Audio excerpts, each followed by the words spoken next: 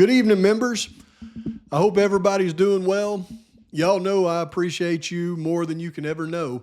And I know this video is long overdue, but I sure am really blessed to be able to have this type of opportunity to have this kind of conversation with y'all without putting it out there to the rest of the world, because frankly, some of the things that I discuss is quite dangerous, especially when I start talking about the people I'm going to be talking about in this one.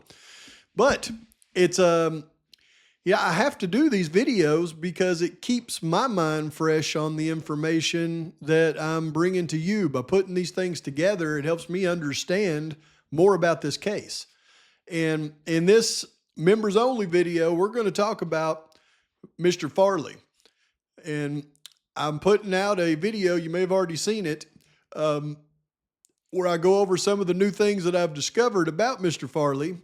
But I did not let everybody know that Mr. Farley has now been released. He is down there in Lewiston, probably in the Moscow area, just as I predicted. But there's also a strange thing about Miss Kernodle that I noticed when I looked up her release again, that it didn't say before, but it sure says it now. And it doesn't make any sense to me how it says what it says. So I want to share that with you as well. And then I'm also going to share what I think is some really profound information. And I'm not sure how Ann Taylor's actually, she may be double dipping and trying to pull off some craziness that I don't even know is would be ethical in her, lawyering. But if she's trying to pull it off to free an innocent man, then she may be willing to go the extra mile to do that. And I'll explain that as we get into it. But because there's a striking similarity between what she's doing in that Meade case and things that are happening in the Kohberger case, I'll tell you, and I'll show you that. But one thing that I've always had in mind, because of the connections we found all the way to Meade and Uppenauer busting out of prison and going straight for Burroughs' house right after Burroughs was arrested with Tanya Rhodes. I mean, that's undeniable. That is a connection. They busted and went to that house for a reason, and I firmly believe it was to eliminate Burroughs because they were scared he was going to talk. And then they go over and eliminate basically Kopaka's ex-girlfriend's best friend, the Gerald Don Henderson, but he's his boyfriend happens to be the uncle to Kelly Farley. So, there's no way that all isn't connected to this. They don't want people to talk. It's intimidation. But saying that Meade and Uppenauer were the ones that were running the show, I don't think is fair. And I've never been able, I didn't think I would ever be able to figure out who the new shot caller was in that penitentiary for the Aryan Knights. I think I've figured it out now. And he doesn't appear to be one that you would look at and say, wow, he's the Aryan Knight shot caller, but he's a bad dude. It turns out, pretty bad dude. And it also explains why Skyar went the road of becoming an Aryan Knight, because I read some things about him, and I think it was his high school counselor that said, he was a very smart kid, and it's amazing that he went down that path. Well, and it's not amazing to me after looking at what I've looked at, but there's some strange things going on in the Meade case that's correlating to the Kohberger case.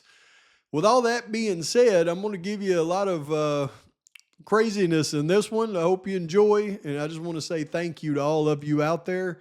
And I will try to respond in the comments on this as much as I can. This is my second video of the day. And Miss Pavarotti's probably about ready to ring my ears, but at least we did get to go see the grandbaby yesterday, so she's feeling, a little good about that. So I might have a little bit of leeway. But let's get right into it. All right, so if you recall, the alibi that Bryan Kohberger put in the last time he brought up anything about his alibi was April 17th. Well, it was kind of strange to me that on April 17th, they brought Farley in for a probation revocation hearing, And then on April 25th, they sentenced him to the penitentiary. But then when I checked the block he was at in the penitentiary, he was in H block, which is a protection block. And then this came out just a few days later in the state's response. And the state says the state requests additional time pursuant to Idaho code to prepare a list of witnesses to establish the defendant's presence at the scene of the homicides. And I said, this is no way it's a coincidence that he's doing this right after Kohberger submits his alibi on the 17th. And then this was 2 days after they sentenced Farley. So it was my belief that they wanted him put away where nobody could get to him, where he would be safe, and then let him out sometime before trial. Well, I think they made that agreement because the trial was supposed to be in July, wasn't it? Or June. So he would have got out now just right before trial. Well, they had to let him out now anyways because that was their original agreement. So like I predicted, they have let him out. And here was the record showing that on April 17th, the same day that Kohberger submitted that alibi, they deny him a hearing. They bring him in, and then right before Thompson submits that response, they give him an order revoking his probation and imposing a sentence. And he didn't even have a charge for this to happen. That's what was weird. But there was no doubt this was part of their plan. And then, just like clockwork, here is his release. You can see he was scheduled to be paroled 3/5 of 2028, but he's been released to supervision March 7th, 2025. He is out and about. And you see his status, it says parole. Anytime somebody goes to prison and then they release them, they're always on parole. Parole is if you actually get incarcerated. But you can see over here, he's in the Lewiston district, and his supervising officer is Aaron Wilder. So if you're in Lewiston-Clarkston area, look out. But it was right on time. But see that parole thing, now that's normal. Now look at this. Here's the same release record for, the mama, Kara. And they've changed it. I swear they have changed it. She was released on 11/7/2024, way early, as I showed y'all at the time, if you remember. But she was released on these serious charges, and she's got so many you can't count them.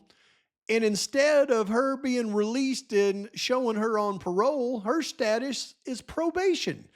They took away the parole altogether and assigned her to a probation. In Coeur d'Alene, her supervising officer is Gloria Henderson. But they have her assigned as probation. That's impossible without something else dictating that she was not having a parole on her record, that she was having a probation on her record. How do you get probation for these charges that you were incarcerated for? It's impossible. So there's another red flag. But this is the one that I'm really interested in that I wanted to share with you. You see here on the right, you've got a younger Skyar Meade, and on the left, you've got his older brother, Cody Meade. And you can see that brother of accused jail hostage taker also in custody. That's because after they arrested Cody Meade for his offense, then short time later, they arrested Skyar. Now, Skyar, it's almost like he wanted to be in jail with Cody because he was just he was getting pulled over at a traffic stop. He ran from the cops, and then when the cops got close enough, he shot at them. And that got him a 20-year sentence. But his brother Cody here got a 20-year sentence as well. Now, his was a little bit more serious. And he doesn't look like just a very, very scary individual, but I mean, look at those dead eyes right there. But let me tell you, Cody, I think, is my prime candidate for being the new shot caller for the Aryan Knights. And I'll tell you why. Okay, I don't know if y'all remember or not, because I know I cover so much in these videos, but back in 2019, then state attorney general, or maybe he was a state district attorney, Josh Hurwitz, the one who is now the federal U.S. attorney for Idaho, that's in charge of the OCD ETF. But back in 2019, he was the state attorney, and His major case was prosecuting all of the leadership of the Aryan Knights in the penitentiary. And he had indicted them all, and the main leader he indicted on RICO charges, but he indicted the entire leadership. There was like 8 of them. And they had convicted them, and what happens is when they indict them on federal charges, even though they're in the state penitentiary and probably not going anywhere, by indicting them on federal charges, they're able to get federal convictions, take them out of the state penitentiary, and then spread them out throughout the U.S. in federal penitentiaries, where I'm sure they're, much more locked down and they can't organize as well as they could in the state penitentiary.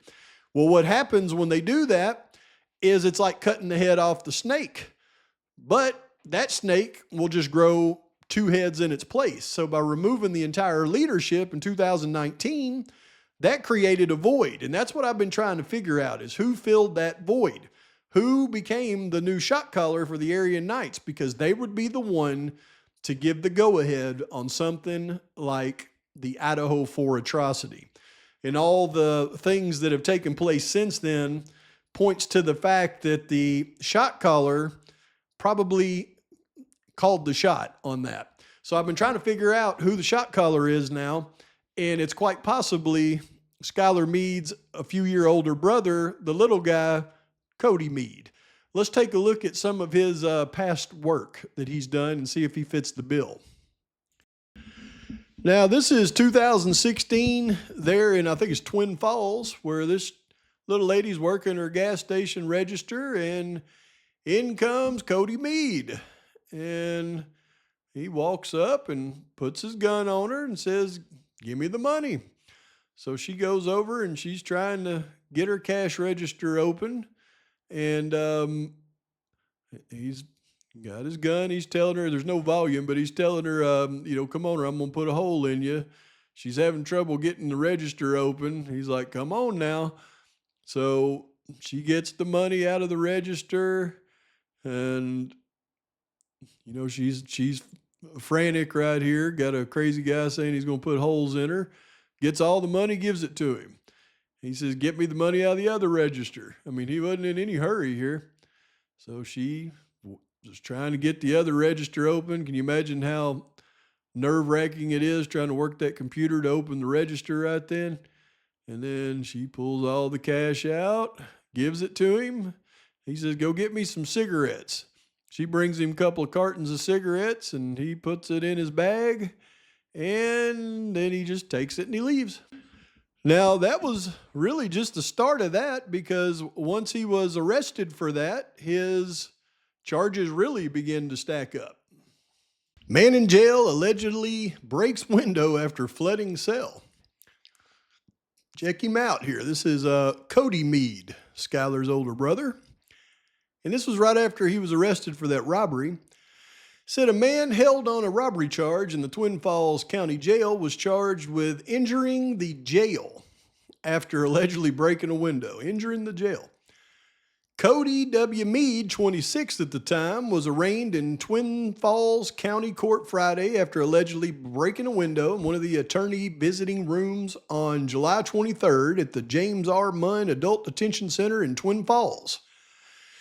According to court documents, jail staff removed inmates from their block and put them in a different location after the inmates caused their cells to flood. Meade and one other inmate were housed in one attorney visiting room for about 2 hours while staff cleaned up the mess.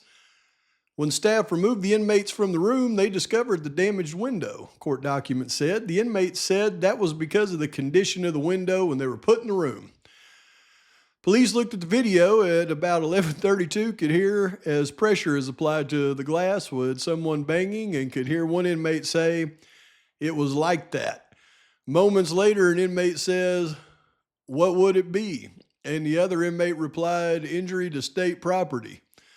Jail staff checked with an inmate who cleaned the visiting room prior to the incident, as well as the attorney you'd met with clients in the room on July 22nd. Neither had seen any damage to the window. Meade was charged for causing the damage. Meade's preliminary hearing set for September 2nd. He was being held on a $200,000 bond for the robbery charge. The injury to jail charge added $50,000 to his bond. According to court documents, the cost to replace the ballistic glass was going to cost nearly $2,500. So that was when he first got into jail. But then this happened. Twin Falls jail inmate accused of holding inmate hostage. Police say a suspect at the Twin Falls County Jail climbed out of his cell and took an inmate hostage with a piece of broken mirror. Cody William James Meade, 26, has been charged with another batch of felony charges in connection to the jail incident last week, the Times News reported. Meade was arrested in May on suspicion of robbing a gas station at gunpoint, and on December 5th, he was arraigned on 2 additional charges for allegedly spitting on detention deputies at the jail. After his arraignment on December 5th, Meade is accused of breaking a window above the door of his cell and climbing out. When deputies arrived in the area, they say Meade picked a piece of broken mirror frame and held it to the neck of another inmate. According to court documents, deputies yelled for Meade to stop, and Meade dared the deputies to open the door. Control center staff did open the sliding door between the deputies and Meade, and deputies approached. After a brief standoff, Meade removed the mirror shard from the other inmate's neck, and deputies were able to rush in and restrain him. So he's pretty bad, I think. Pretty bad. Now here's his list of charges they slapped on him at just his jail stay while he was awaiting to go to trial for his armed robbery. But they got him with weapon, propelling bodily fluid on 1, 2, 3, 4 charges, injury to jail 3 charges, causing a riot, injury to jail, escape by 1 charged, convicted on or probation for a felony, kidnapping 1st degree. I mean, they threw the book at him and then some, and then he got his armed robbery charge as well. But considering, here's the article where Skyar was arrested not long after Cody, and keeping in mind that Skyar looks like this before he goes to the penitentiary, and Cody seems to be a lot rougher than Skyar, if that's even possible. But when Skyar goes from looking like this to looking like this, well, you can bet that it was influence of his older brother in the penitentiary that got him looking like that. So it's my humble opinion that his older brother Cody is probably gone into the penitentiary and created enough havoc to make himself one of the shot callers, who would have then been in charge of calling shots for any type of major things that were going on in that organization. Why do I bring all this up? Because in the Skyar Meade case, Ann Taylor recently, on February the 26th, filed for a subpoena. You can see subpoena issued 226. But the motion was a subpoena. I mean, she ordered a subpoena, and then she filed a motion to house the material witness in Idaho. So what was weird about that is really the timing of it, because they put Meade's trial off until next year. So why is she ordering a subpoena now for this witness and filing a motion for them to house him in Idaho now? And then coincidentally, in the Bryan Kohberger case summary that has not ever posted to the court docs, but it's still in the case summary on February 28th, 2025, this subpoena was issued with a duces tecum. So why? I mean, they won't, everything else posted to the court doc, but this one hasn't. And it's dated within 2 days of the subpoena that was issued in the Meade case. Is there a correlation? I don't know, but the coincidences are just, striking. And then when we go back over here to the Meade case, you can see that the notice of receipt of defense motion to house Cody Meade in Idaho and opposition there too. That was on March the 6th.